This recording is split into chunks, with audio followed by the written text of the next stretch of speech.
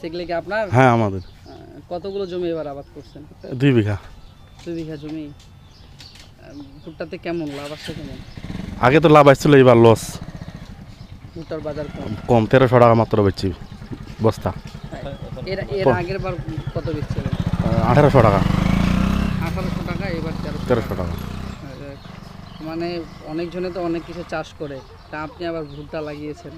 ভুট্টা মানে একটু কিবা কম আর কি, আমাদের মানে কিবা কম লাগে আর কি, মানে শ্রম একটু কম লাগে। ও, শ্রম কম, এই জন্য। হ্যাঁ, এই জন্য একটু লাভও ভালো হয়। লাভ ভালো। এই আর কি। কত বছর থেকে ভুট্টা চাষ করেন? অনেক দিন স্যার, 10-15 বছর।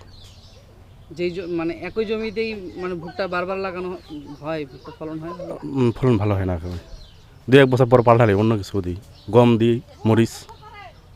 গম, মরিচও। এবার গম করছেন? গম করিনি। গম করেন।